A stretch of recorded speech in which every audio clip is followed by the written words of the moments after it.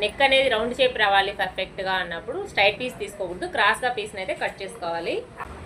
అలా కాదని straight piece వేస్తే ఖచ్చితంగా క్రాస్లు అనేది వస్తుంది, నెక్ పర్ఫెక్ట్గా కూర్చోదు, అటు ఇటుగా వంకర్లుగా వస్తూ ఉంటుంది అనమాట. ఇలా పీస్లన్నీ కూడా క్రాస్గా కట్ చేసుకోవాలి. క్రాస్ ఎలా అంటే ఇలా మనం ఇలా పట్టుకున్నప్పుడు ఇలా క్లాత్ అనేది ఇలా సాగుతుందన్నమాట. ఇలా సాగినప్పుడు ఇది కరెక్ట్గా క్రాస్ ఉన్నట్లు. ఇలా క్రాస్ లేదు అంటే అది స్ట్రైట్గా ఉన్నట్లు. మనకి మామూలు పీస్ అనుకోండి ఇలా సాగదు, ముందుకి ఇట్లనే ఫిట్గా ఉండిపోతుంది. క్రాస్ పీస్ అయితే ఇలా సాగుతుంది, ఇదే గుర్తు. ఇప్పుడు ఇవన్నీ కూడా మనం జాయింట్ చేసుకొని లెఫ్ట్ సైడ్ అయితే మనకు ఉక్సులు పట్టి వస్తుంది. ఉక్సులు పట్టి దగ్గర నుంచి ఇలా స్టార్ట్ చేసుకోవాలి. ఇలా కొంచెం క్లాత్ అనేది వదిలేసుకొని ఇలా ఫోల్డ్ చేసుకోవాలి. ఇలా ఫోల్డ్ చేసి స్టార్టింగ్ పాయింట్ వస్తున్నప్పుడు ఈ పాదం ఏదైతే ఉందో సింగిల్ ఇలా ఈ ఫూట్కి ఒక సింగిల్ పాదం నుంచి క్లాత్ అనేది ఇలా కొంచెం రెండు సమానంగా బయటకు ఉండాలి. అప్పుడు బయటికి అంతా కూడా అదే విధంగా ఒకే లెవెల్లో అలా ఉంటే మెడపీస్ అనేది పర్ఫెక్ట్గా వస్తుంది. ఇంకొక విషయం ఏంటంటే మనం దీన్ని ఎక్కువగా లాగకూడదు. మనం ఎలా అయితే కట్ చేసుకున్నామో దాన్ని అదే విధంగా దాని మీద పెడుతూ స్టిచ్ చేసుకుంటే పర్ఫెక్ట్గా మెడపీస్ అనేది వస్తుందన్నమాట.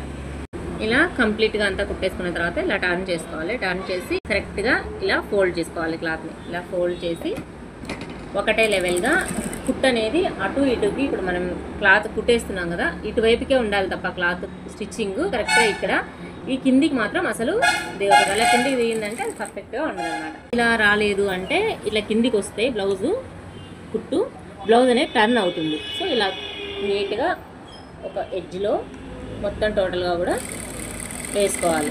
ఇంకా భాగాన్ని మనం కుడుతున్నప్పుడు రౌండ్ షేప్ వచ్చినప్పుడు నెక్కి ఇలాగే స్ట్రైట్గా ఇలా పట్టుకొని ఇలా స్ట్రైట్గా వేయకూడదు.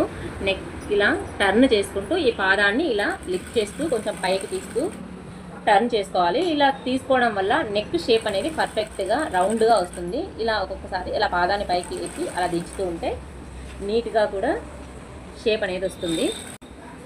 కరువు పర్ఫెక్ట్గా ఇలా వస్తుంది అనమాట. లేదనుకోండి ఇలా ఇలా ఇంజుకుపోతుంది. అలా ఇంజుకోకూడదంటే నెక్ని మనం అలా పాదాన్ని ఎత్తి కిందికి దించాలి.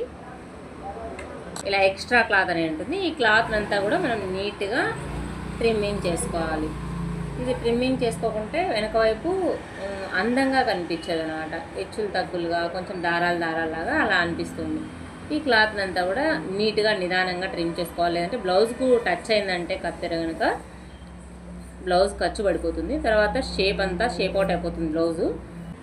ఇలా అంతా ట్రిమ్ చేసుకున్న తర్వాత ఈ విధంగా మడిచి